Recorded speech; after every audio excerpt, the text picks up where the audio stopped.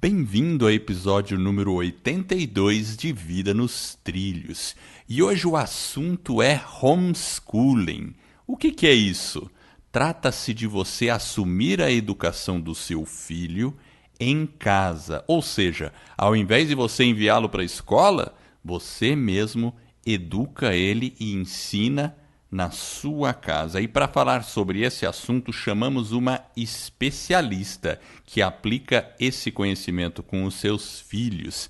E também iremos analisar como homeschooling pode ajudar no desenvolvimento pessoal dos jovens.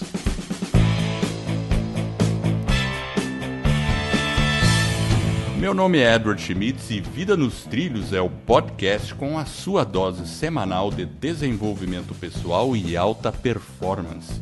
Aqui, eu e meu parceiro de podcast, o Jefferson Pérez, nós destrinchamos as técnicas e os comportamentos que irão levar você rumo às suas metas e sonhos. Lembre-se, você é a média das 5 pessoas com as quais mais convive. Então junte-se a esse time para começar a sua semana em velocidade máxima rumo aos seus sonhos. E aí, Jefferson, tudo bem com você? E tá vendo que hoje temos novidade, né? Tudo bem. Hoje tudo nos trilhos e temos aí uma integrante da família Barlavento. Conhece ela, Edward? Eu conheço, eu convidei ela para vir falar aqui, né? Explica um pouquinho quem é ela. Olha, a Cibele, ela é uma publicitária, né, de formação, mas ela não exerce essa profissão. Aliás, ela exerce uma profissão bem nobre e vai falar um pouquinho pra gente.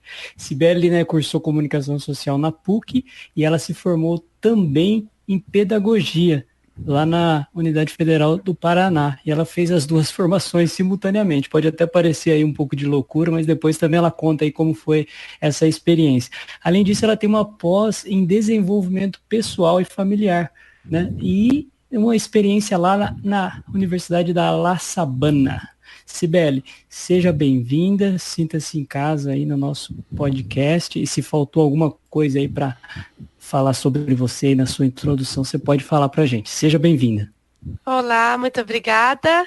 Eu acho que uma das coisinhas que faltou foi falar das minhas filhas, né, que eu sou mãe. Essa é a parte importante. Sou casada há 12 anos com o Dante e nós temos 4 meninas, né, três crianças já foram para o céu, mas 4, Deus nos deixou as nossas 4 lindezas. E quais são as idades delas hoje? Então, a Maria Clara está com 8 anos, completa 9 no meio do ano. Helena vai completar 6 em maio.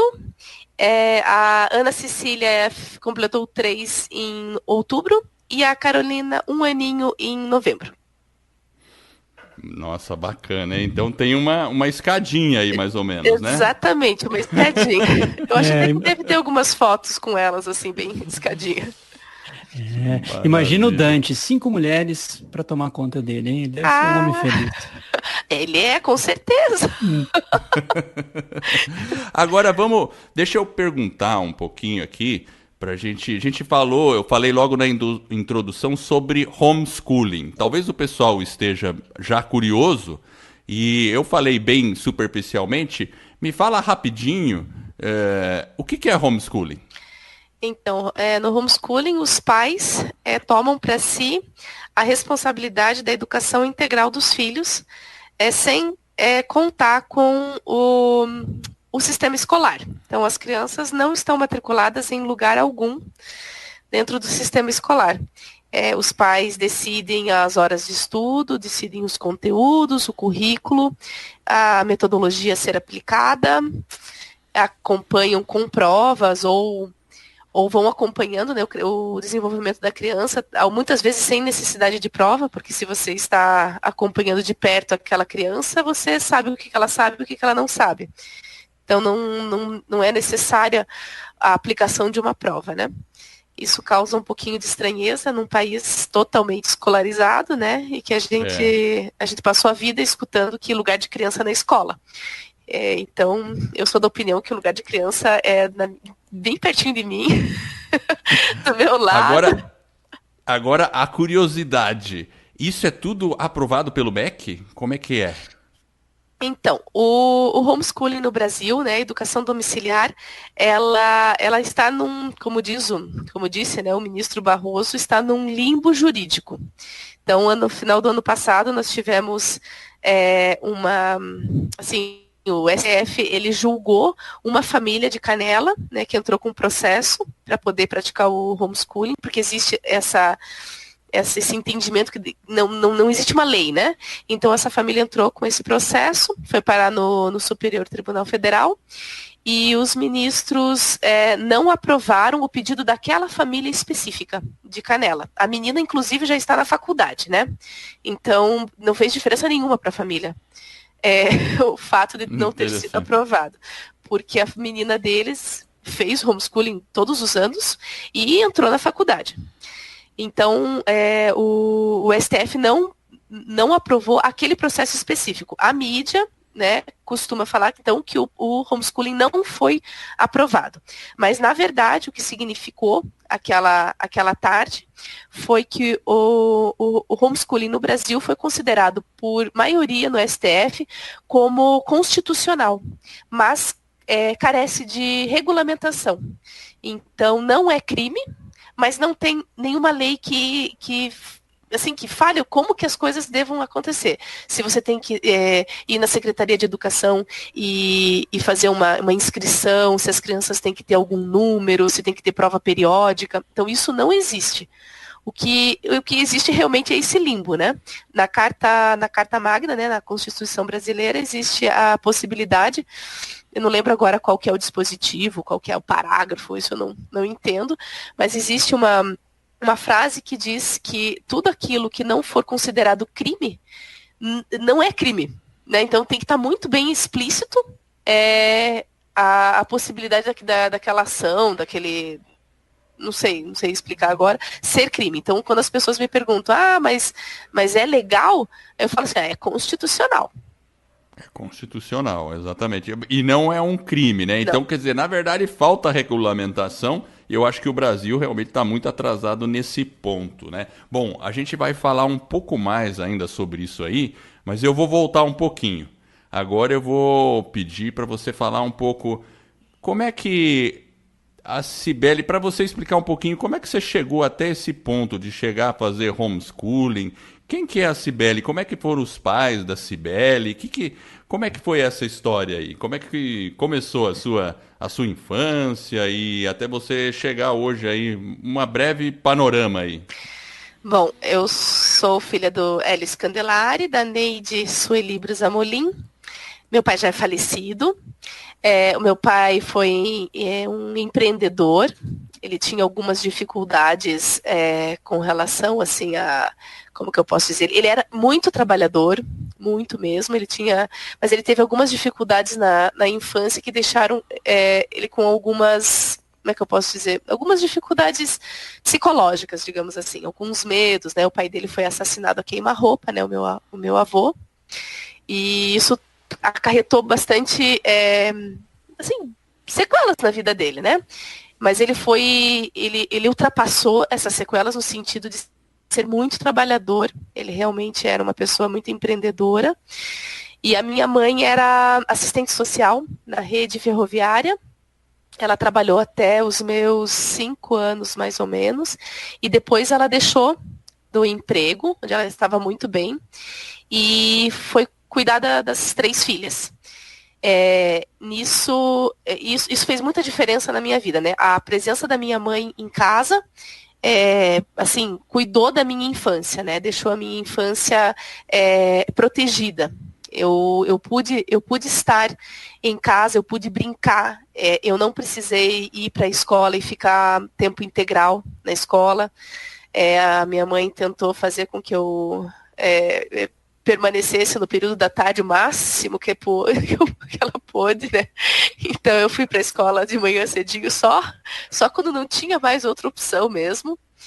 Mas isso foi possível porque ela fez essa escolha. Naquela época, eu acredito que a minha mãe estava ganhando ou a mesma coisa que o meu pai, ou talvez um pouco mais. E os dois decidiram que ela iria cuidar da família. né? E foi uma decisão muito acertada. Eu consigo, hoje como mulher, como esposa, eu consigo ver os sacrifícios que ela fez em nome da família, né? Porque deixar uma carreira não é uma coisa fácil, né? E ainda deixar uma carreira para ir para uma posição que a sociedade não coloca holofotes, ninguém sabe o que está acontecendo, né? Verdade. A louça sempre vai estar na pia, mas se ninguém lava, as coisas elas vão se acumulando e assim, não é só uma louça em cima da pia. É toda uma forma de viver, de passar virtudes para os filhos, né? Então, aquele esforço, aquela tentativa de passar assim, a moral para as crianças, o que é certo, o que é errado, eu tive ao vivo e a cores, né, muito próximo. Isso fez bastante diferença. Você perguntou dos meus pais, depois... Como que quem assim influenciou mais você assim dentro da sua característica, do seu caráter? Hoje quem que olhando assim um pouquinho para trás, dentro dessas características, quem que mais influenciou a Cibele? Olha, eu acho assim, que dentro daquilo que eu falei, eu acho que a minha mãe teve bastante influência. Não que o meu pai não tenha tido, mas é que meu pai trabalhava realmente muito. Ele saía de casa cedo e voltava já de noite, né? Então, assim, a influência que ele teve foi de eu ver uma pessoa que realmente se colocava para trabalhar para a família, né? A minha mãe teve essa influência bem grande também. E eu acho que assim, não dá para colocar assim uma só pessoa. Eu acho que a família como um todo, ao meu redor, foi me trazendo bastante suporte, né? Eu participei de um clubinho para meninas, onde eu tinha assim, a gente tinha aula de artesanato, tinha acho que teve aula de teatro também, mas entre essas aulas havia uma pessoa de confiança da minha mãe que falava sobre situações que iriam me ajudar a moldar o meu caráter. Então elas conversavam sobre honestidade, sobre força de vontade, começar as coisas e terminar, né? Tentar fazer o teu melhor. Assim, se a coisa não saiu do jeito que você queria, pelo menos você deu o seu melhor. Então eu ouvi muito isso. Eu ouvi bastante assim de finalizar as coisas, né? Quantas pessoas começam uma aula de violão e não termina, começam um curso de inglês e não termina. Esse foi um dos motivos que eu terminei as 2 faculdades. Eu coloquei para mim assim, você começou, então agora você vai até o final. O pessoal fala assim que tem que ter iniciativa e acabativa. Exatamente. Então, assim, as pessoas costumam ter aquela empolgação das primeiras pedras, né? Então, assim, aquela coisa assim, não, vou fazer, e no final, assim, ai, dá aquela preguiça, aquela coisa, assim. Então, termina por uma questão de ordem, assim, realmente de forjar o teu caráter, de ser uma pessoa firme nas tuas decisões, né? Porque também, senão, eu concordo 100%, porque senão você cria um hábito, e o péssimo hábito de começar e não terminar. E, inclusive, o fato de você se obrigar a terminar alguma coisa faz você tomar melhores decisões do que você vai começar em seguida. Exatamente. Porque, né? Assim, começar as coisas é fácil. É fácil começar. O problema é terminar. Então chega lá, não sei, e ainda mais se você tiver um suporte por trás. Então, por exemplo, imagine um jovem hoje que tenha os pais estão por trás e estão pagando a faculdade, seja o que for. E a pessoa chega numa dificuldade X lá no seu curso e ela desiste de outro, né? Então, pelo menos terminar alguma coisa.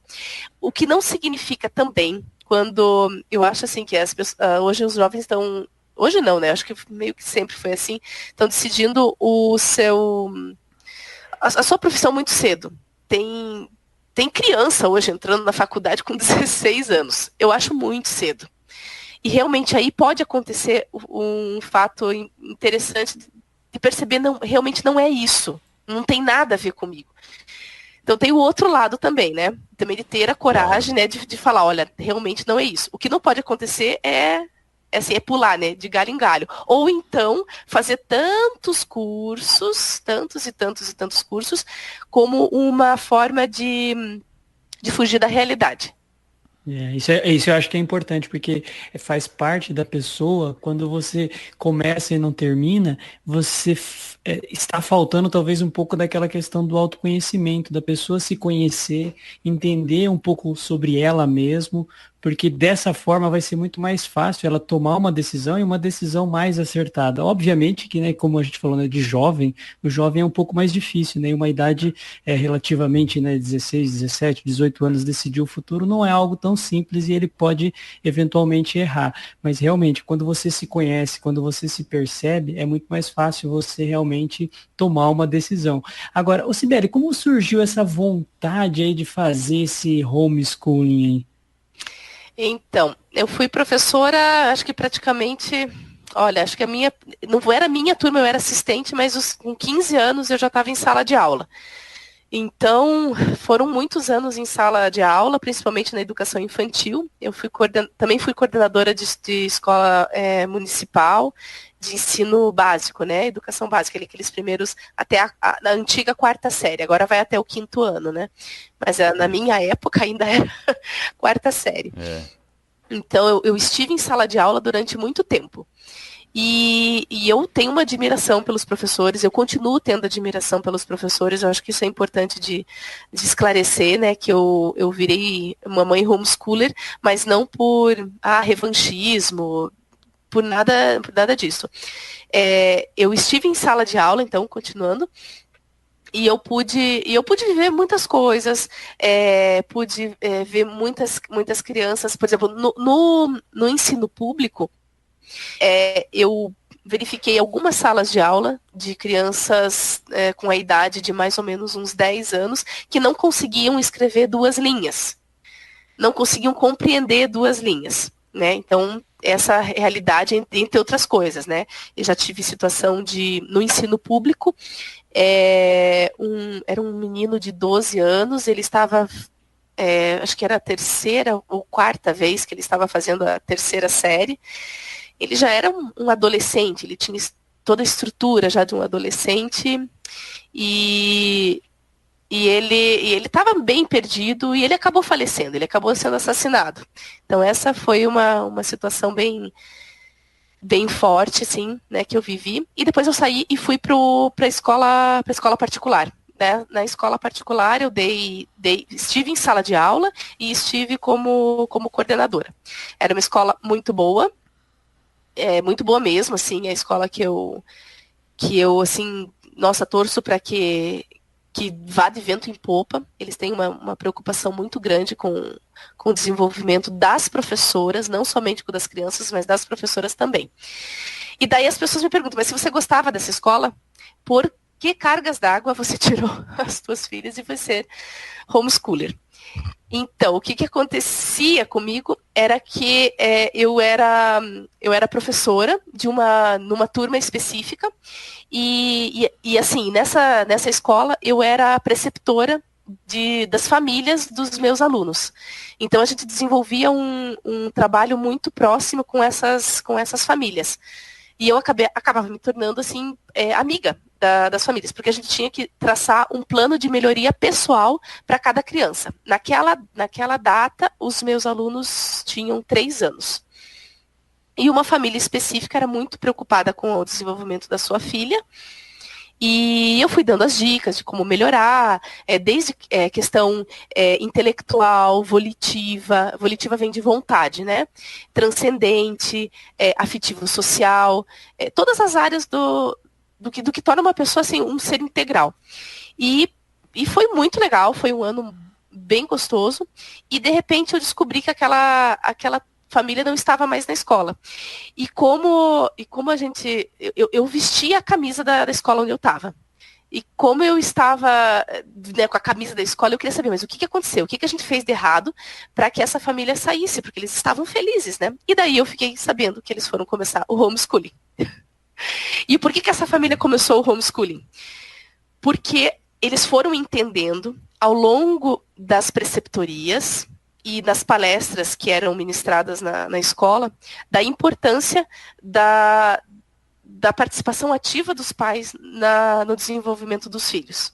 Eles foram compreendendo que não basta você dar bom dia para a criança, colocar um achocolatado no leite, colocar na van, a van leva para a escola, você recebe a criança depois, conversa, pergunta como que a escola foi. Não, era muito mais. Então, assim, são os patamares da tomada de consciência. Então, só que assim, existe aqueles pais que estão com os filhos na escola e que são super presentes. Não quer dizer que todo pai ele tenha que ser homeschooler. Não é isso. Mas eles decidiram que cabia na vida deles uma participação cada vez mais profunda. E eles decidiram que iam começar a fazer o homeschooling. E aquilo ficou na minha cabeça, assim, parecia um grilo atrás da minha orelha, que ficava dizendo homeschooling. E eu ia planejar para os meus alunos, e aquilo vinha na minha cabeça, nossa, mas eu podia estar planejando para as minhas filhas. E isso que eu estou vivendo com os meus alunos, essas descobertas, eles vinham com aquela carinha assim, nossa, professora, olha isso, Cibele. Eles me chamavam de Cibele também. Eu podia ver as minhas filhas aprendendo. Então, aquela emoção que a gente tem ao ver os nossos filhos dando os primeiros passos, ele pode ser algo contínuo na vida, né? Ver a criança, não sei, aprender a andar de bicicleta, descobrir como que uma planta, a estrutura de uma planta. Eu pude presenciar isso e pude ver, assim, nos olhos da minha filha, assim, nossa, ela ficou extasiada com a beleza da coisa. E eu pude estar presente. E antes eu estava presente na vida dos filhos dos outros. Era muito gostoso, eu me dedicava bastante. Mas aquilo ficou na minha cabeça. E esse, assim, pode ser um motivo assim, que pode parecer meio egoísta, né? Tipo, quero ter isso para mim. Só que também teve a questão de eu perceber que a minha presença como mãe para as minhas filhas ia fazer toda a diferença. E eu queria isso para elas. Eu queria estar presente, eu queria que elas tivessem uma mãe, assim, a mãe como modelo. Eu não me considero nem um pouco uma pessoa já acabada, já acabada no sentido de perfeição. Não sou. Mas o que eu queria que elas tivessem era o testemunho de uma mãe que luta para alcançar as coisas que valem a pena. Então, por exemplo, eu não sou uma pessoa que tenha facilidade para a ordem, mas eu quero que elas presenciem a minha luta para conseguir essa ordem. Isso faz toda a diferença no desenvolvimento de uma criança. Então, se elas não veem a gente lutando, elas não têm o padrão, o motivo para ir atrás. E essas coisas ficavam na minha cabeça. Eu queria estar perto delas. Aí os outros motivos secundários são a questão financeira. Era uma escola muito boa, mas era uma escola cara.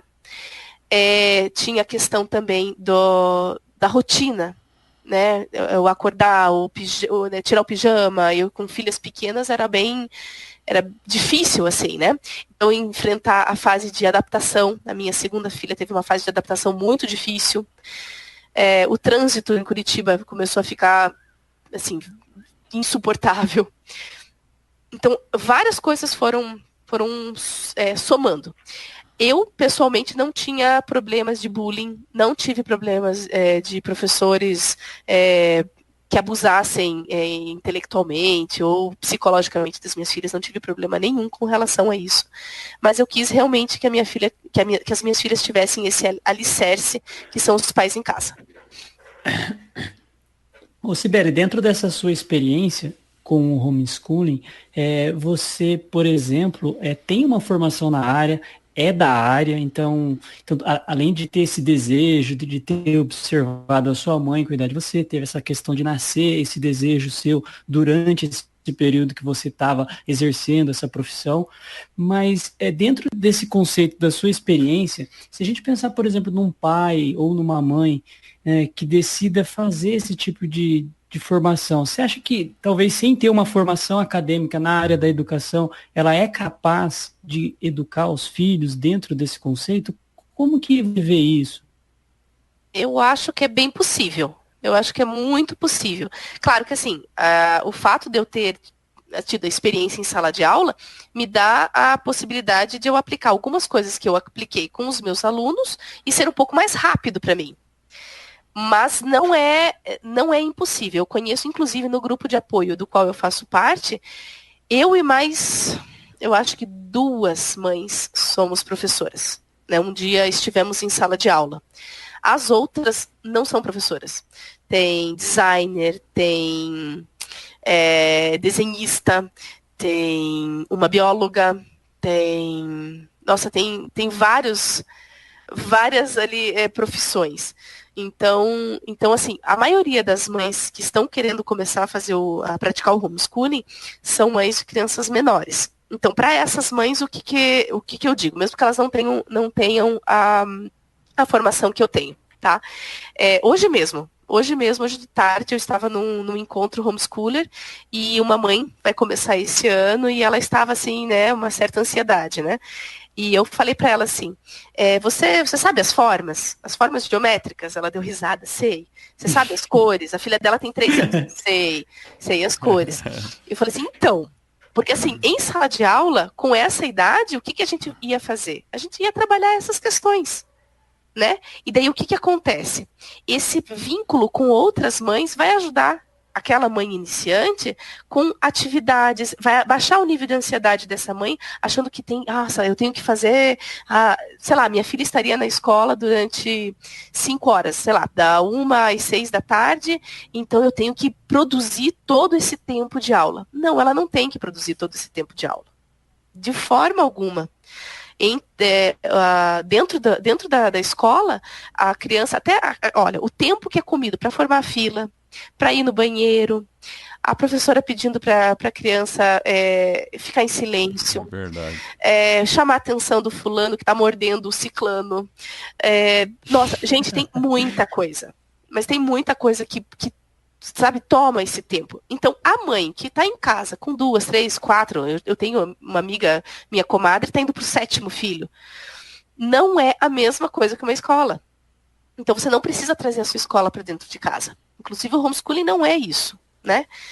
Então, eu tento baixar o nível de ansiedade dessas mães, dizendo que elas são capazes, mas elas precisam estudar. Né? O fato de você dizer para uma pessoa que ela é capaz de fazer alguma coisa não quer dizer que ela tem que se eximir de estudar, de procurar bons livros, boas bibliografias, conversar com as pessoas, vivenciar as coisas. Né? Então as coisas não caem, né, do céu. Se a família é uma família que está começando o homeschooling com crianças mais velhas, ela vai ter que estudar com um pouco mais de afinco. E provavelmente ela vai ter que pegar algum tutor. No nosso grupo tem uma mãe que ela contratou um professor de física, o pai tem um pouco mais, tem mais formação na área de exatas e ele relembra toda a questão da matemática, né, da química, e vão atrás de novas informações. Mas o grupo de apoio é uma coisa muito importante para isso acontecer.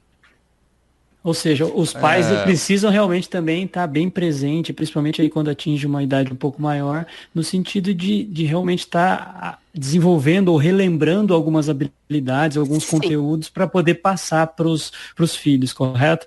Correto. Olha, se você quer fazer homeschooling, você tem que entender que você vai precisar estudar. Você vai precisar estudar, você vai precisar se programar, vai precisar planejar. E assim, os pais precisam estar um pouquinho à frente dos filhos.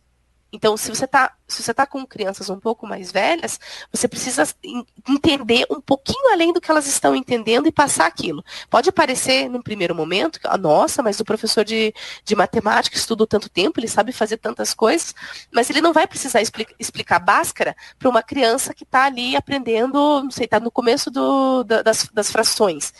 E se a mãe tinha dificuldade em frações antes, ela também não precisa saber Bhaskara agora. Ela vai construir aquele conhecimento. E com certeza tem que ir atrás mesmo, né? E até para o pessoal saber, Bhaskara para resolver a equação de segundo grau, né? Ela já foi pro colégio quase, né? Já foi pro colégio, né? Exato. E agora, aqui no Brasil, né? Eu até comento assim, porque eu estava nos Estados Unidos ano passado E aí a gente estava numa livraria e a gente entrou numa sessão ali, tava cheio de livro para homeschooling. Tinha vários. Ai, que inveja. Aí eu pergunto, como é que é no Brasil isso? Olha, também hoje de tarde nós estávamos comentando que no Brasil, imagine assim, ó, Pedro Álvares Cabral chegou e descobriu o Brasil, tá? E o que ele viu na frente dele? Ele viu mato.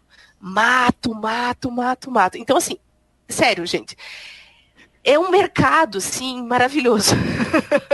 Você pode chegar com um facão lá e ir abrindo a picada. Não tem. É quase o material que nós temos no Brasil, ele é muito escasso. A maioria das coisas vem de fora. Inclusive o meu material de matemática deste ano, da minha filha mais velha, está para chegar por esses dias. Um amigo está trazendo dos Estados Unidos. Eu trabalho com a Saxon. E o material todo em inglês. Então esse é o material de matemática. Material de história. Material de história é importado também. Eu trabalho com o material da Susan Weisbauer. Material de geografia é um material dos Estados Unidos que foi traduzido, uma tradução não oficial, mas autorizada pela editora, que é um grupo de homeschooling do Brasil que pagou esse direito. Então é um material de geografia também americano. Ciências, se eu quisesse também seria americano, mas para esse ano eu optei por usar livros vivos. O que seriam livros vivos? São livros que não são livros didáticos, mas são livros com uma forma de passar as informações de uma maneira muito gostosa. Assim, as ilustrações são belas ilustrações, boas fotos. O livro ele faz com que a criança entre naquela situação. Então, assim, material no Brasil está precisando. Curso online é uma coisa maravilhosa e está precisando também. Então é o que eu disse, assim, é mato que a gente tem pela frente. Ou seja, também as oportunidades são enormes, né? Se a gente pensar também. E eu fico pensando assim, a gente tem muita discussão sobre a educação e como a educação hoje, atual, ela teoricamente já está atrasada e não está preparando as pessoas para as mudanças que estão no futuro e que estão cada vez mais aceleradas. E no futuro, né? Elas já são presentes, né? No presente, né? E é tudo muito acelerado. Bom, enfim, eu acho que a questão do homeschooling, eu vejo uma vantagem grande, é você poder sair daquela caixa, né, toda limitada e explorar o sentido do aprendizado de uma maneira muito mais lúdica e muito mais, vamos dizer assim, experimental, real, e até conseguindo colocar questões mais atuais para uma criança. Mais atuais, né? mais profundas. Assim, as pessoas que acreditam que o homeschooler, né, a pessoa que pratica homeschooling, está trancafiada dentro de casa, né, aquelas que acham que é cárcere privado, realmente não tiveram contato com uma família homeschooler. Todo mundo, né, do nosso grupo costuma dizer que a nossa sala de aula é um mundo. Então, nós já tivemos aula no laboratório de física da universidade. Então, eu levei minhas filhas lá no laboratório de física da universidade. Já tivemos aula na pracinha, a gente já teve aula...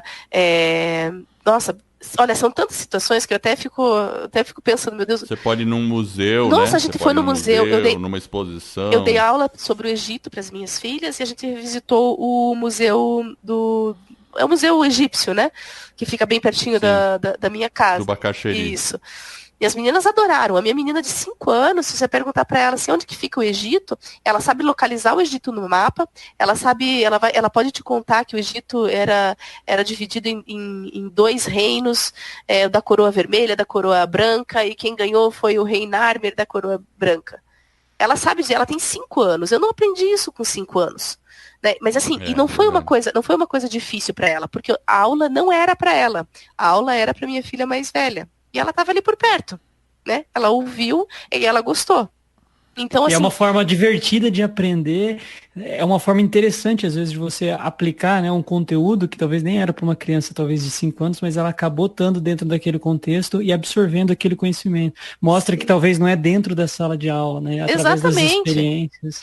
Nós fomos no borboletário. Eu entendo que muitas escolas também visitam o Museu Egípcio, visitaram o borboletário, vão sei lá, numa exposição de botânica e levam os seus alunos. Mas a diferença é que uma professora tem ali 25, 30, 40 alunos. Ela não vai conseguir, isso é virtualmente impossível, de uma professora conseguir estar 100% do tempo e 100% dela com os seus alunos o tempo todo, percebendo tudo aquilo que eles precisam. Então, não é que a professora...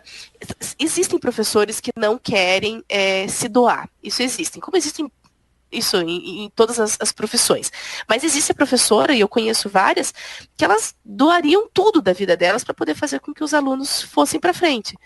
Só que é impossível que uma pessoa consiga com tantas crianças, né? Então não é uma culpa, não é sempre culpa vai ter dela. uma que vai ficar meio aquém ali, ou por ser mais retraída, que vai no passeio e não vai aprender nada, né? Porque não se Sim. interessou ali e não houve a comunicação, porque o interesse vem também do despertar a curiosidade. Sim. E para despertar a curiosidade tem que estar mais próximo. E essa é uma vantagem que você tem, né? Porque você está super próxima das Exatamente, filhas, né? Então... exatamente. E educar na curiosidade é a coisa mais, assim, maravilhosa que você pode ter quando você está dando aula para alguém. A pessoa está curiosa, ela está disposta, ela está colocando todo o interesse dela naquilo. Inclusive tem um livro que se chama Educar na Curiosidade, acho que é Caterina, agora não vou lembrar o nome da autora, me fugiu, mas acho que é uma francesa. Ela fala sobre isso, assim, o nome do livro é Educar na Curiosidade.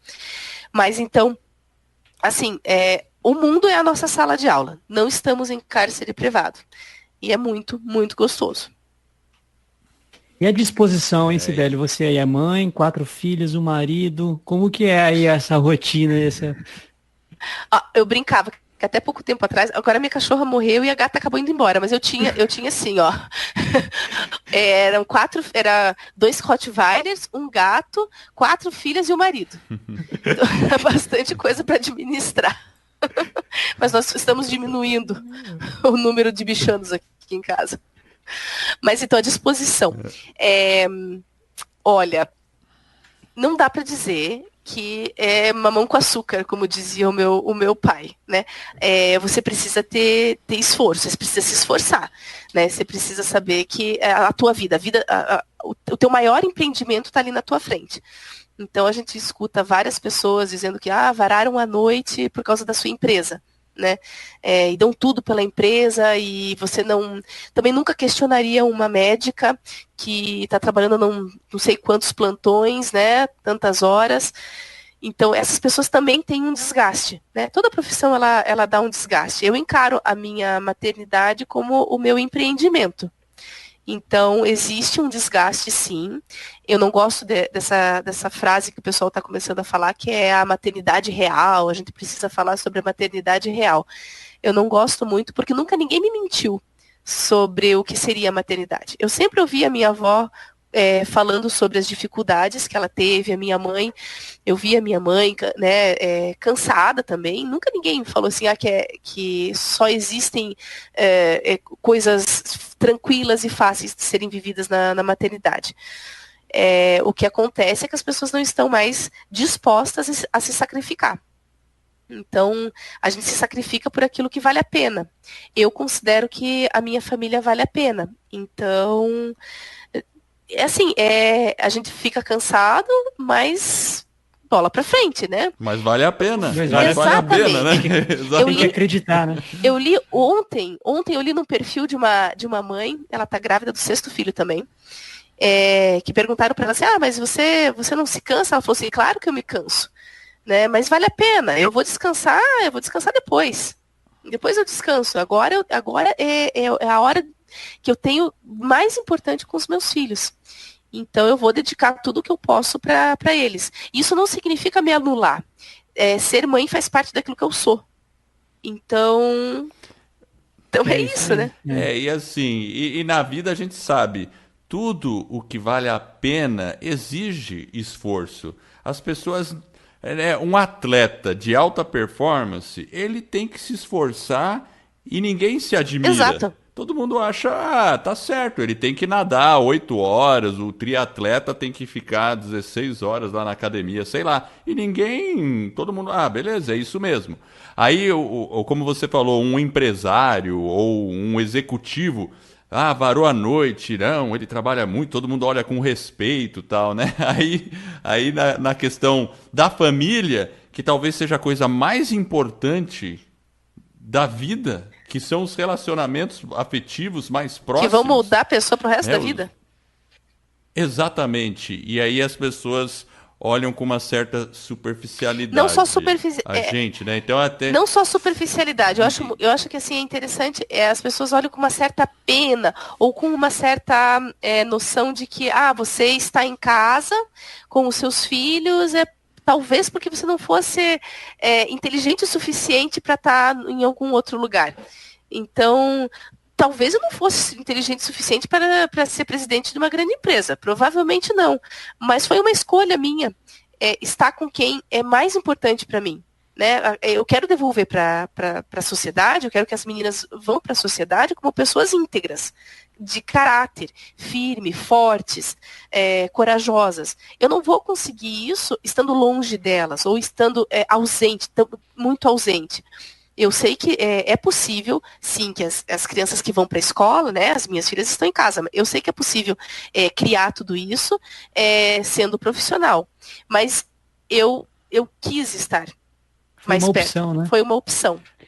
É uma opção. E uma opção não elimina a outra, né? Como você disse, tem pais que são presentes e a maioria, né? Muitos têm seus filhos na escola, evidente, né? Como é o que a gente está acostumado e eles são presentes. Tem pais que são ausentes e os filhos estão na escola. Você decidiu fazer as duas Exatamente. Eu fui preceptora de uma família. Então eu acompanhava essa família e os pais vieram em todas as preceptorias. Eles vinham com um caderninho onde eles tinham anotado tudo aquilo que eles percebiam nos filhos deles e eles que me passavam aquilo que eles queriam que mudasse. Eles tinham, assim, um cuidado com o desenvolvimento dos filhos maravilhoso. Eram pessoas assim. E assim, as crianças estão na escola. Então, eu falo isso porque as pessoas elas têm um certo medo, achando que o homeschooling é contra a escola.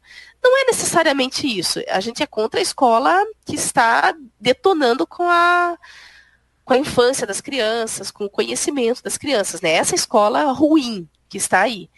Não com a ideia da escola, né? Aquilo que ela poderia ser, isso não. E não somos contra. É um fato de tomar a rédea nas próprias mãos e fazer o máximo e a melhor educação e você ter o controle sobre isso. Eu acho que isso é um direito, na minha opinião, fundamental das pessoas, exatamente. Né? Agora, como é que fica, por exemplo, você citou logo no começo de um exemplo de uma menina, de uma família que o STF não deu ganho de causa, alguma coisa assim, né? Mas ela está na faculdade. Mas se ela não esteve na escola, como é que ela entrou na faculdade? Ela simplesmente fez o teste? Porque quando você vai na faculdade, você tem que levar seu boletim escolar, tudo. Olha, na época em que ela testou, assim, fez a aprovação para entrar no vestibular? No vestibular, isso, desculpa. No vestibular? Na época, você fazia um teste, que é esse teste do Enem. Então, você fazia o Enem e podia entrar. Agora não pode mais, só com o Enem você não consegue mais entrar. Você tem que fazer o Enseja, que seria a educação para jovens e adultos. Seria mais ou menos isso. Então, você faz esse curso, que leva alguns meses, aí você tem o teu histórico escolar, você faz o Enem e pode entrar na faculdade. Porque assim, uma situação que a maioria das pessoas não leva em consideração. as pessoas falam muito que as pessoas têm que, né, respeitar o direito da diversidade e tudo mais. Então, falam muito disso, de respeitar a diversidade. Então, logo, a gente tem que respeitar, por exemplo, as comunidades ciganas. Então, os ciganos conseguem ter um histórico escolar normal, como todo mundo tem? Não, eles não conseguem, né? A comunidade circense também não consegue. Eles estão indo de cidade em cidade. Então, as crianças, elas entram na escola, saem de escola, entram na escola, saem de escola. E assim vai indo. Nesse período, se os pais forem pais conscientes, se eles não conseguem estar na escola logo, os pais devem prover a educação naqueles períodos que a criança está fora. Né? Então, o Ministério da Educação ele não pode barrar a entrada de uma criança que esteve fora da escola por um tempo. Então, essa é a primeira questão. Então, se a criança ficou fora da escola por um tempo e está voltando, ela pode entrar na escola, faz um teste de nivelamento conforme a escola em questão, e ela pode entrar. Se a criança esteve fora, vai fazer esse enseja, né? O jovem vai fazer esse enseja. Inclusive, o enseja não pede histórico escolar. Você simplesmente se matricula, faz a prova e boa. Pode entrar. Daí você tem que ver se vai aprovar no vestibular, né? Aí é outra parte, aí é outra etapa, entendi, né? Exatamente. Bem diferente. Bem interessante. Se eu não me engano, aquela família, sabe Sim. a família Schruman, que o pessoal viajava, acho que fizeram homeschooling também um pouco, também iam nos países, né? Opa, Foi eles alguma fizeram coisa assim, só não foi? homeschooling. Você sabe? Sim, é um dos exemplos mais icônicos do homeschooling no Brasil, é a família Schurman. Eles, na época eles matricularam os filhos deles numa escola para homeschooler dos Estados Unidos. Agora eu não vou lembrar o nome da escola. Mas naquela época não existia internet, então eles davam o número de caixa postal e a escola encaminhava as tarefas que as crianças teriam, e eles faziam as tarefas e depois eles mandavam novamente as provas. Então foi assim que eles educaram os filhos. Vendo o mar todos os dias. Ai, que delícia. Nossa, que coisa boa. Né? Ô, Sibeli, nós falamos um pouquinho sobre disposição, né? Aquela questão, né, de você ter a dedicação, e cansa como qualquer profissão, mas conta um pouquinho aí pra gente o que você faz aí para depois voltar e colocar aí a sua vida nos trilhos. Olha, todos os anos eu faço um retiro. Tá? Um retiro espiritual, é um retiro de silêncio. Eu falo bastante, meu marido duvida que eu fico em silêncio, mas eu fico em silêncio. Então eu faço um retiro espiritual. Isso é e bom, esse retiro ele é de quinta a domingo, então todos os anos eu faço esse retiro, né? E outra coisa que eu acho que é importante assim, saber separar realmente um tempo para si. Então, uma das coisas que eu não abro mão é um tempo com o meu marido. Então, por exemplo, hoje a gente fez uma exceção, né? Mas é o nosso dia de assistir um seriado, a gente come uma salada de fruta, os dois juntos, a gente tá abolindo os salgadinhos, etc., do nosso cardápio. Alimentação para alta performance. Então, muito a bom. gente adotou a salada de fruta, né, junto com um filminho. Mas, assim, muitas vezes eu pergunto para minha irmã, você quer saber o seriado que eu tô assistindo? E ela fala assim, como é que você tem tempo para isso? Como é que você consegue? Né? Ela tem dois meninos, né? E ela fala assim, Sibeli, eu vou dormir, eu não tenho condição. Mas algumas vezes eu acho que é importante isso, porque você está cultivando o relacionamento com o teu cônjuge. E isso faz muita diferença. Quando a gente está com um relacionamento equilibrado, vai dar diferença na nossa vida como um todo. Né? Então, se a gente se afasta do cônjuge, isso é uma bola de neve. Porque daí você não conhece mais o teu cônjuge, você não nutre aquele carinho, aquela atenção, não se conhecem mais, e isso vai afetar outras áreas da vida. Então, Então, assim, o retiro e não abrir, não abrir mão desses momentos com o meu marido, acho que são coisas bem importantes. E outra coisa que eu não abro mão é de um tempo com as minhas amigas. Muito bom. Eu tenho esse grupo de apoio, né? E as pessoas, todo mundo fala assim, é pra gente ter, pra socializar as crianças, mas eu digo que pra mim é socialização. As crianças estão lá brincando, mas eu também tenho que socializar. Eu tenho que conversar com adultos, eu tenho que dar risada, eu tenho que falar de coisa de mãe, não é só de coisas de mães que a gente conversa sobre política, a gente fala sobre, não sei, nossa, a gente fala sobre tantas coisas que isso faz bem para a cabeça, ter amigos e cultivar essa amizade. E daí uma coisa que eu digo é que esse cultivo, tanto com o cônjuge quanto com os amigos, ele pode custar. Pode parecer estranho, mas assim, você está em casa. Os teus filhos estão, né? Estão me perguntando as coisas a todo momento. A louça tá me esperando. Pode bater uma preguiça. Né? Não, deixa eu ficar em casa. Daí no outro dia, deixa eu ficar em casa também. Né? E a gente vai começando. Eu conto para as minhas filhas que a preguiça, ela é um bicho que vem dentro da gente, assim, que ele pode até sair pela orelha, assim, e impedir a gente de fazer todas as coisas, inclusive as coisas que a gente gosta. Né? Então eu falo para elas, olha, a preguiça não pode dominar vocês têm que dominar. Isso acontece mesmo, assim, nossa, deixa eu descansar em casa. E nesses dias que eu falo, não, a minha pia pode estar o Everest, mas eu vou no encontro com as minhas amigas. Eu vou parar esse momento para assistir o filme com meu marido. Porque senão a vida atropela a gente. E a gente não pode deixar a vida atropelar a gente. Acho que é mais ou menos isso. Excelente. Você tem algum livro que você gosta, que te influenciou bastante, que você poderia indicar para os nossos Olha, ouvintes? tem um livro que me impactou bastante. Não é um livro muito comprido, tá? É um livro do Viktor Frankl. Não sei se vocês já conhecem. Em Busca de Sentido. Viktor Frankl foi um psiquiatra, psicanalista judeu, que esteve nos campos de concentração. E ele tentou entender o que fazia com que as pessoas continuassem fortes lá dentro. Aquelas que continuaram, né? Elas haviam perdido tudo e ele tentou entender o que fazia essas pessoas continuarem. Então a gente vê os jovens hoje, né? Não só jovem, né? Todas as pessoas reclamando de algumas coisas e assim, tudo é motivo para ser vítima, né?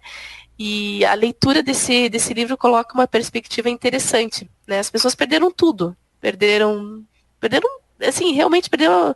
Estão no campo de concentração, pois é. Exatamente. Então, ele foi descobrindo que aquelas que mantinham sonhos, mantinham algumas expectativas, a vontade de ajudar os outros, eram aquelas que saíram de si e estavam se doando para os outros, eram aquelas que permaneciam com mais força. E isso eu achei que impacta muito. Hoje as pessoas falam assim, não, mas você tem que se preocupar com você, você tem que se preocupar com você. E quanto mais a gente se preocupa com a gente, mais egoísta a gente fica. E isso é uma bola de neve. E quanto mais a gente se preocupa com os outros, isso retorna pra gente. E isso, assim, coloca assim, a nossa vida assim, uma perspectiva muito bonita. Às vezes eu falo assim, é uma coisa meio utópica o que eu penso, né? Mas às vezes eu penso assim, qual tipo de sociedade eu prefiro? Uma sociedade que as pessoas pensam em si só, aí você tem que pensar em você só, né? E aí você não pode contar com ninguém. Ou uma sociedade onde as pessoas só pensam nas outras, não nelas mesmas. Aí eu tenho milhares de pessoas preocupadas comigo e eu não preciso me preocupar comigo porque eu vou me preocupar com os outros. Mas eu acho que é bem isso. Não quer dizer que a gente não possa ter autoestima, se preocupar com a gente mesmo. Não quer dizer isso, mas assim, eu sei de histórias assim, de pessoas que estavam com depressão e uma das saídas foi começar a se preocupar com os outros. Olhar para os outros. Olhar para pessoas que realmente tinham um sofrimento maior. Né? O sofrimento do campo de concentração, ele é mas... Nossa, quantas pessoas que estão... Quantos avós que estão esquecidos em asilos, É verdade. Né? Assim, algumas vezes a gente precisa colocar a vida nessa perspectiva. Eu tenho uma casa sob a minha cabeça, eu tenho comida no prato. Pode parecer piegas, Pode, mas mas é é a uma verdade. realidade. Porque É a tem muitas realidade. pessoas sofrendo. Nesse exato momento, tem muitas pessoas sofrendo. E às vezes é assim, eu entendo. Às vezes o jovem está lá com umas preocupações, está meio ali, e você fala, pô, você tem que pensar se você tem motivo mesmo para estar reclamando, né? Porque. Exatamente. E algumas vezes essa tomada de consciência, ela tem que vir com alguém meio que dando um chacoalhão. Não dá para só dizer Exato. assim, olha, veja bem, né? Você nasceu em berço de ouro. Não adianta falar as coisas. Algumas vezes Não. tem que fazer uma chacoalhada mesmo. É. Esse livro é muito bacana. Eu conheço ele também e é muito bacana. Acho que em inglês chama In Search for a Meaning, uma coisa assim. Eu Né? acho que Mas é é. bem bacana. Tem, assim, daí com relação ao homeschooling, tem o The Well-Trained Mind, que é da Susan Wise Bauer. Ele é um guia que vai trabalhando essa questão do homeschooling, né? Ela vai contando a história dela. Tem o homeschooling católico, né? Eu sou católica. Tem o homeschooling católico da Mary Kay Clark. Assim, existem várias possibilidades. Eu acho que não tem um livro, assim, exatamente um livro que tenha mudado a minha vida. Eu acho que isso é uma coleção de vários livros. Tem, não sei, eu acho que eu já li, tem isso Em Busca de Sentido, tem um que fala sobre a dor. Agora eu esqueci do nome do livro, eu acho que é do Pike. Mas fala sobre a dor, tem um que fala sobre a esperança. São livros curtinhos, não são livros muito, muito longos, né? Depois você pode passar para mim o nome dos livros que eu posso Sim. pôr no site lá para as pessoas também verem, né? Porque Sim, com certeza. a gente sempre gosta de colocar um link de livro. Eu e o Jefferson, a gente adora livro, né? Então, eu acho que e o pessoal também sempre uma boa leitura e uma referência é bem útil aí pro pessoal. Temos 2 recados bem rápidos. Primeiro, para quem deseja saber como criar, produzir e divulgar o seu podcast, teremos um webinário, ou seja, uma aula onde eu e o Edward iremos revelar o que você precisa fazer para criar, estruturar e lançar o seu podcast em menos de 90 dias. Além disso, você irá se surpreender com a baixa necessidade de investimento. E se você tem uma grande mensagem para compartilhar com o mundo, mas não sabe bem por onde começar, acesse escoladopodcast.com/webinário e se inscreva nessa aula. De novo, escoladopodcast.com/webinário. E você já pensou em buscar uma qualificação para se tornar um coach? Pois eu tenho uma novidade sensacional. O meu amigo Paulo Marte resolveu sortear uma bolsa com 70% de desconto para você fazer a sua formação em Life and Professional Coaching, com física quântica, programação neurolinguística e psicologia positiva na Coaching Brasil, a formação mais completa da América Latina. O curso é ministrado pela Master Coach Gidrosdeck e pelo próprio Paulo, com a proposta de desenvolver você de forma pessoal e profissional. A partir do aprendizado profundo na aplicação das técnicas e ferramentas mais avançadas, você se torna um verdadeiro coach lendário.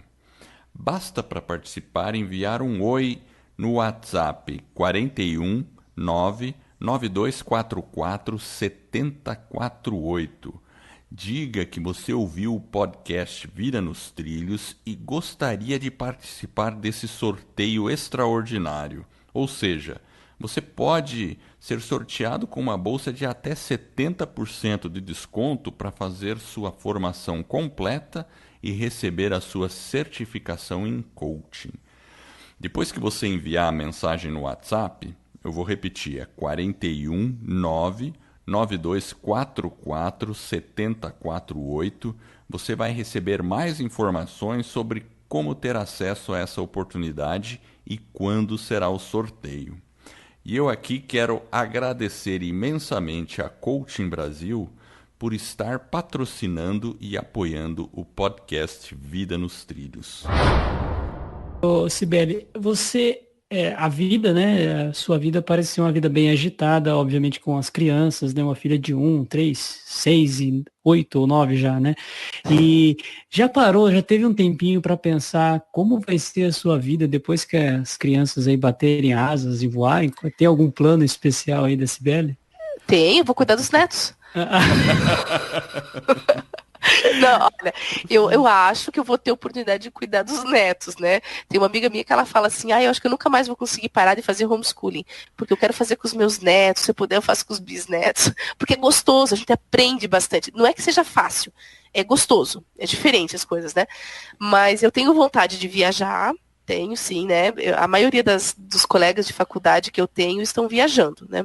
Então, a grande maioria não tem filhos, a grande maioria não está casada. E eu acompanho pelas redes sociais, assim, um na Índia, outro na Itália, outro na China, outro no Nordeste do Brasil, e assim, vai indo assim, todo mundo está viajando. E viajar é muito gostoso, é muito bom, é uma decisão muito, muito pessoal. Eu tenho vontade de viajar, mas assim, se não for possível, se a vida, sei lá, se eu tiver alguma doença que me impossibilite de viajar, não tem problema, sabe? Eu tô muito feliz com a vida que eu tenho hoje, eu tenho bastante consciência das escolhas que eu fiz, né? Muitas escolhas impossibilitam essa vontade de viajar, por exemplo, né? Mas não tem problema. Faz parte da maturidade saber que a gente tem que escolher as coisas. E quando a gente escolhe as coisas, a gente tem que fazer com que aquilo que você escolheu dê certo.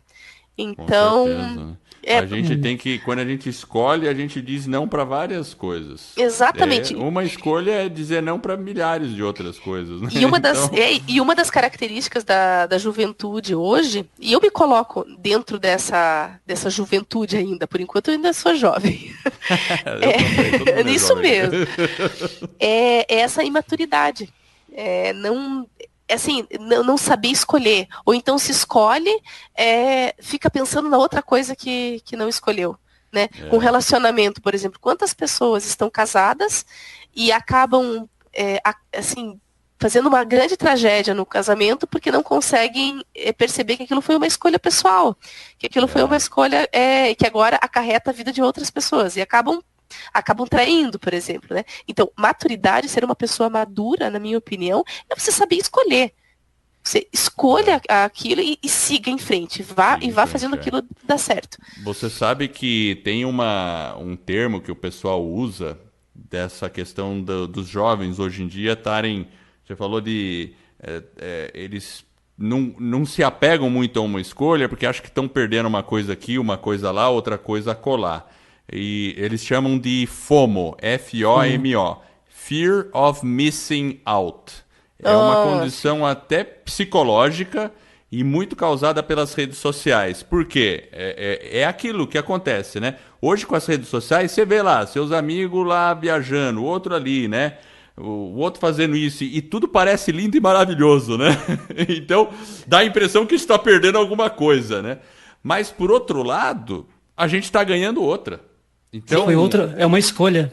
A gente fez um episódio aqui no podcast falando basicamente sobre esse negócio do FOMO. E o interessante que a gente também comentou, até fazendo um parênteses, que tinha uma mulher que tinha um namorado, daí postava as fotos com o namorado, tudo, e todo mundo que via de fora achava tudo lindo e maravilhoso. Ela casou com ele, tudo e tal. Aí depois de uma semana ou 2 semanas, alguém achou ela pessoalmente e falou, e aí, como é que tá ele e tal? Não, separamos. Mas como assim não? Minha vida era um inferno. Nossa, aquela lua de mel que você viu lá no Facebook foi horrível, né? Assim, por quê? Porque ela tinha que se mostrar que estava bom, entendeu? E aí outras pessoas começavam a achar que estavam... Então essa questão do fear of missing out é uma coisa que acontece mesmo. As pessoas acabam até não conseguindo ficar numa decisão, numa linha de ação por muito tempo, porque de repente acha que a grama do vizinho é mais verde e aí fica vivendo de ilusões, talvez, né? Por isso eu, que a decisão tem que ser tomada numa direção, senão também não consegue nada, né? aham. Uma assim, das teses, eu não sei se dá para dizer tese ou teoria, que eu gosto dentro da psicologia, é Eric Erickson, se eu não me engano, que ele fala sobre que a gente pode fazer uma categorização das pessoas de acordo com o nível de maturidade delas. Então, a maioria das pessoas hoje, ao meu ver, está com 12 anos. Né? Tá com 12 anos, não consegue assumir as suas escolhas, e quando alguém cobra alguma coisa dessa pessoa, aquilo é uma coisa pessoal, aquilo me magoou, eu fico com medo do que os outros vão pensar. E isso é coisa de criança. É Se for pensar, né? Então, a minha filha, se a gente lembrar de como que as crianças agem entre si, então um fala pro outro, você é bobo. Aí ela, ai mãe, ela me chamou de boba. Eu olho para elas assim, você é? Não, não sou. Então tá bom, vai brincar. Né? Mas isso acontece na vida adulta. Acontece sim, pior. Acontece muito na vida adulta, né? Quantas vezes a gente tem, quando meu marido tinha empresa de turismo, né? Da funcionária pedir demissão porque não conseguiu suportar uma chamada de atenção. E não era uma chamada de atenção nem um pouco fora do padrão. Ela tinha que fazer o trabalho dela. Só. Tem o pessoal o pessoal até usa esse termo, né? O mimimi demais, né? Então o pessoal acha que fica meio que Exato. Aí a gente fica tudo meio. A gente tem que aprender a suportar as coisas, se doar para os outros, enfrentar os problemas, né? Eu não estou dizendo aqui que eu consigo enfrentar tudo, né? Eu tenho muita coisa para amadurecer ainda, mas a gente tem que ter essa consciência. Todos nós temos que amadurecer, mas acho que a questão da consciência e autoconhecimento é muito importante. Sim. Você tem um site, não é? A gente até comentou no começo aí da família Barlavento. Conta um pouquinho sobre esse projeto do site. Parece que tem bastante informação ali sobre homeschooling, não é não? Tem. É um blog pessoal sobre homeschooling. Tô eu e mais uma mãe homeschooler. Só que ela teve bebê faz pouco tempo atrás e ela assim, tá se dedicando pro bebezinho, né, que nasceu. Então eu tô tocando assim o blog, né? Eu tô escrevendo sobre a minha prática e sobre as situações que envolvem o homeschooling. Então, desde assim, de um pensamento sobre a maternidade, porque o homeschooling ele tem muito a ver com a vida da mãe, né? E então eu também escrevo sobre maternidade. E assim, quando dá alguma coisa dá certo, faço alguma experiência com as minhas filhas e deu certo, eu coloco no blog. Então, por exemplo, nós tivemos uma experiência, eu estava ensinando para elas sobre os nômades.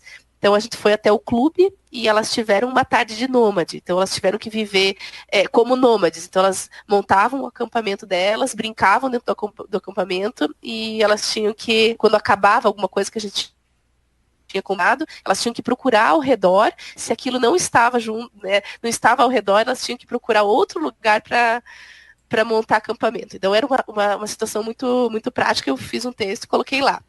Então deve ter em torno de uns 100 textos, mais ou menos, agora. Muito bacana, eu vejo que tem fotos ali. Então, se alguém estiver procurando informação, www.familiabarlavento.com. É isso, né? Isso. Barlavento é a embarcação que vai contra o vento. Então, ali tem até, eu coloquei um porquê Barlavento, né? Porque a gente está indo contra assim, essa coisa da vida atual de não se preocupar tanto com a família e mais consigo. Então, é um caminhar contra o vento mesmo. Com certeza, não é? E a questão até do homeschooling, até a questão de procurar valorizar a questão dos valores humanos, a ética dentro do ensino, que muitas vezes a gente, nem toda escola tem essa preocupação também, né? E você consegue fazer isso de maneira bem específica, né? Então, realmente, né, na sociedade hoje eu acho que está indo contra o vento um pouco. Precisaria mais iniciativas assim, viu? Não, realmente, é contra o vento mesmo, assim, assim, sendo bem claro, assim, com a minha família eu vou defender os valores judaico-cristãos, né, eu vou defender tudo aquilo que eu acredito que é o bom, o belo, o verdadeiro, independente do que os outros possam pensar sobre isso. Mesmo porque no Brasil nós temos liberdade de expressão e de Exato. religião, né? Então, né, imagina, né? Às vezes a gente fica vendo, eu não gosto eu acho que às vezes as pessoas tendem a polarizar muito as coisas, né? E tudo bem, a pessoa não precisa concordar. Ninguém é obrigado a fazer, por exemplo, homeschooling. Mas Não, é de uma forma alguma. opção, exatamente, é uma opção, né? E eu acho que tem que ter uma opção, acho bem, assim, eu acho que é uma tendência até moderna, para ser sincero. Talvez ela já foi normal no passado, porque acho que no passado as famílias eram. Até o príncipe aqui no Brasil tinha um tutor, né? Ele era educado, não tinha uma escola, né? Ele foi educado num Em sistema com um casa. tutor, em casa, tudo, né? Então, uma coisa que era normal lá atrás mudou hoje. Então, hoje a gente tem esse paradigma do ensino tem que ser assim, mas muita coisa vai mudar. A internet já está mudando as coisas. E as pessoas têm que estar abertas a entender o que é. Eu vi no começo você falando que às vezes as pessoas criticam sem conhecer. Sim, Isso é uma criticam sem coisa conhecer. muito, né? É aquele E se negócio, você a pessoa perguntar para as primeiro. pessoas. A primeira pessoa atira para depois perguntar o que é, né? Exatamente. E assim, se você perguntar, se você for fazer uma pesquisa na internet básica, qual que é a colocação do Brasil nos principais rankings educacionais? Você vai ter vontade de chorar. O Brasil é um dos últimos. É um dos Pois é. últimos. Então, assim, não é que a gente. É um capricho. Não, assim, a educação, o sistema educacional brasileiro, ele tem alguns problemas muito sérios. Sem dúvida. E isso, assim, é uma preocupação dos pais, né? Existem pais que teriam a condição de ter os filhos numa escola que daria um ensino muito profundo para os filhos. Beleza. Se não tem vontade de fazer homeschooling, tá. Mas existem os pais que querem uma educação melhor para os filhos, têm essa consciência, mas não poderiam ter acesso a uma educação de qualidade. Teriam só acesso à escola municipal, onde falta papel higiênico, onde a professora diz que vai dar a descarga no aluno. Eu já ouvi isso. Eu vou dar a Pois descarga é. em você. Né? Eu É, já ouvi. Então, assim, a realidade da maioria dos brasileiros hoje é a escola municipal da esquina, é que verdade. infelizmente está muito ruim. Então, se aquela família ela entra dentro sei lá, das finanças dela, que a mãe ou o pai permaneçam em casa e deem conta dos filhos, nem que para isso eles façam sacrifícios, tem que ser de escolha da família. Né? Se muitas pessoas falam assim, mas que história estapafúrdia é essa de que homeschooling, será que essas pessoas não sabem que o brasileiro não tem condição de fazer isso? Não, mas se aquele brasileiro que não tem condição de fazer, ele não faz. Mas aquele que quer fazer, ele tem que ter a possibilidade de fazer. Eu Sem li dúvida. recentemente umas pesquisas, não sei se eu li no Cielo, mas era de advogados. E eles defendiam, assim, para quem quisesse ler, a extinção da escola particular.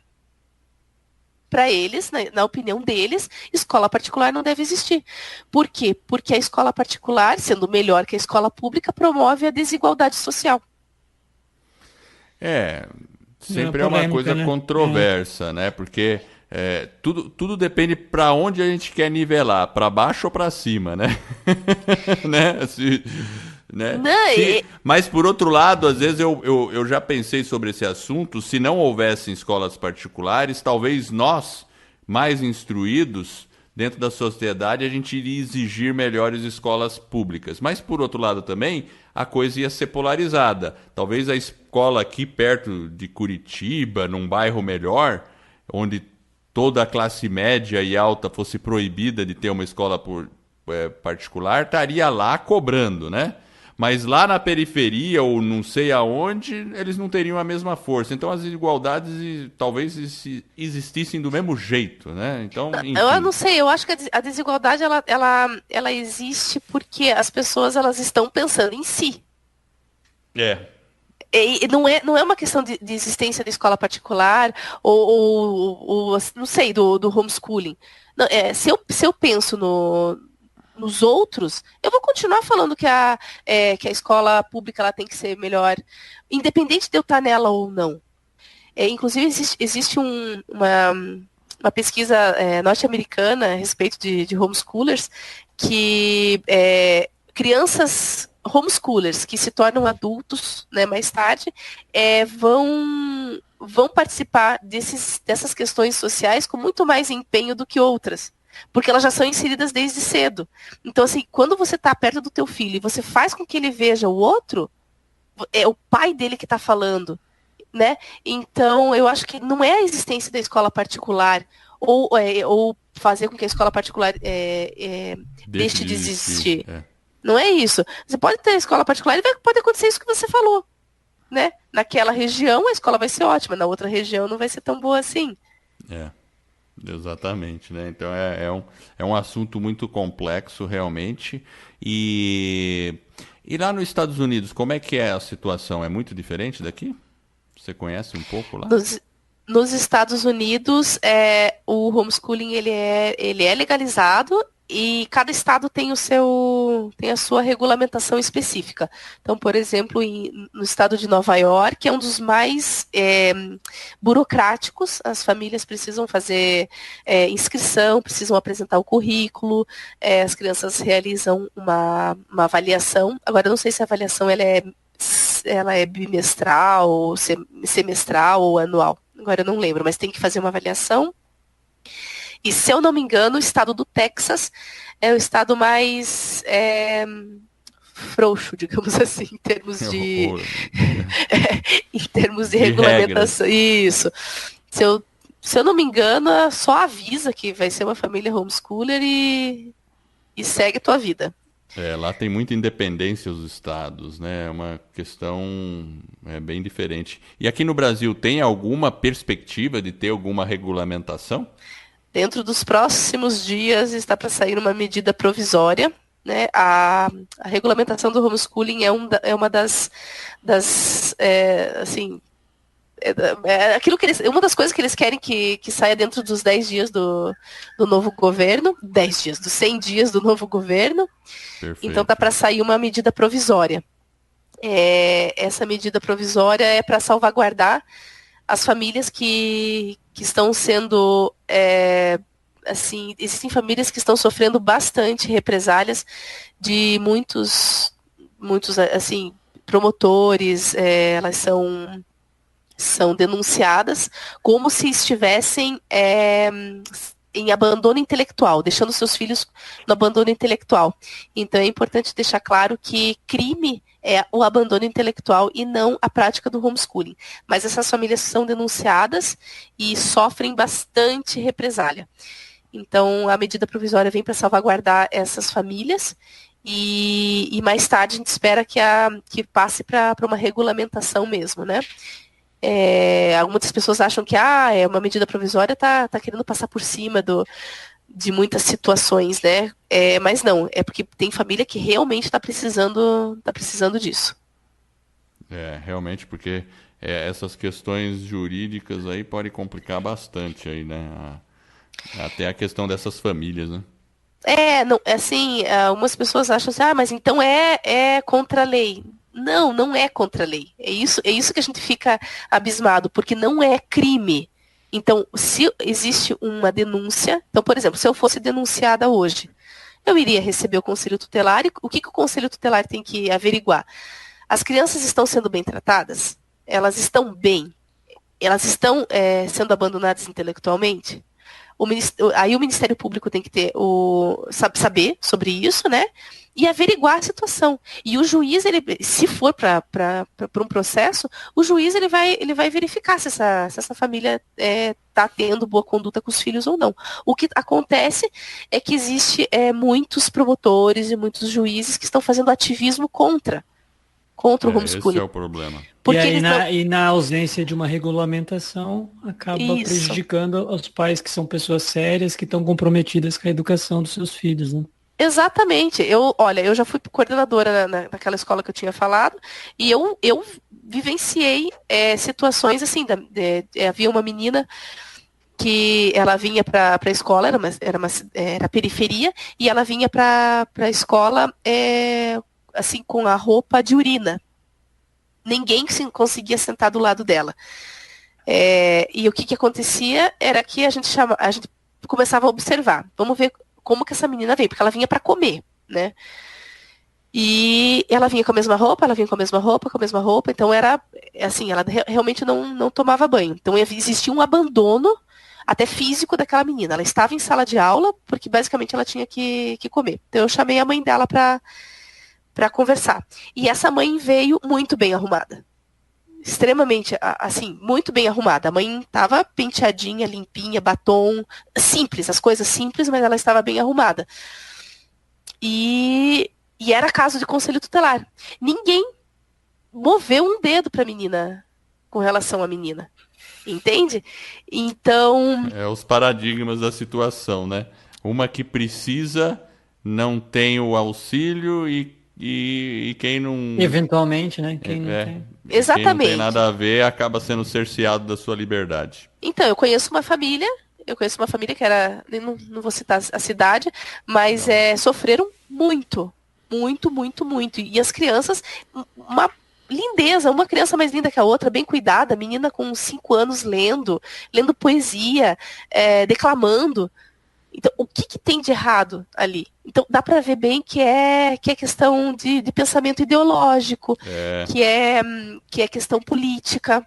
Então, nós estamos num país livre. Você quer ser de qualquer partido que você quiser ser, seja, não tem problema. Mas existe uma liberdade aí. Né? Então, a gente tem que aprender a entender essas diferenças. A gente fala tanto de diferença, mas a gente tem que aprender realmente a respeitar. E o homeschooling é uma opção que muitas pessoas não vão fazer. Né? Esses dias eu li um comentário numa postagem minha que a pessoa falou: sob o meu teto, nunca permitirei a prática do homeschooling. E beleza. Tudo bem, tá bom. E não eu acho que não é para todo mundo mesmo. Exatamente. Não é? Mesmo porque para fazer do jeito sério e certo, tem que ter muita dedicação, e eu acho que não é todo mundo que tem essa capacidade. E assim, você realmente não é para todo mundo. Meu marido, ele costuma dizer assim, que algumas escolas, elas têm medo que o homeschooling seja assim, que venham tirar os seus filhos, né, não sei, que vão perder aluno. E ele fala, meu Deus do céu, não. Nunca. Maioria dos pais, olha, como professora, assim, a maioria dos pais nem assina agenda. Né? Eu lembro na escola pública que eu estava, a gente marcava reunião. Os professores ficavam esperando os pais virem. Então, assim, você acha que aquele pai, né? Vai se preocupar em fazer plano de aula para o filho? Não, então não é. Então não é. São situações diferentes. A única coisa é que quem quer, tem que ter a possibilidade de poder escolher. Eu acho que esse é o princípio da liberdade aí. E claro, né, o quanto antes sair alguma regulamentação, acho que é melhor também, né? Porque aí fica tudo mais claro, né? Preserva os direitos de quem Agora, quer fazer. desde que seja uma coisa decente, né? Então, aí entra outro aspecto, né? Existe um país, eu não lembro agora se é Suécia, acho que é Suécia. Lá é tudo regulamentado. O homeschooling, ele é legal. E é impossível de praticar. Aí não adianta. Tão cerceado, você tem que fazer tantas coisas que não tem como. É impossível de praticar. Então, a gente costuma dizer assim que bom mesmo estava quando ninguém falava sobre o assunto e as famílias praticavam e ponto final. e com ótimos resultados. Mas face assim essa situação de perseguição, então que venha uma regulamentação e que seja o menos invasiva possível. Né? É bem por aí mesmo. E, Cibele, se você tivesse que dar uma... Você tem que falar para o pessoal do Brasil inteiro agora. Olha a responsabilidade. Ui, ui, ui. Que conselho... E não estamos falando aqui especificamente de homeschooling, né? Estamos falando de algum conselho para as pessoas aí. Que conselho você daria? Olha, se são pessoas, se já são pais, né? Se já adentraram a aventura da paternidade e da maternidade, eu diria assim, que vocês são a base do caráter e dos seus filhos. Então, vocês são os exemplos. Existe aquela frase, né, que a gente fala, mas que o exemplo arrasta. Então, que vocês tenham realmente dedicação para serem bons exemplos. E não é exemplo de conquista, é exemplo de luta mesmo. Né? Quando a gente fala assim, eu tenho que ser um exemplo, então eu tenho que estar inteiro, eu tenho que estar finalizado para poder ser um pai ou uma mãe, não.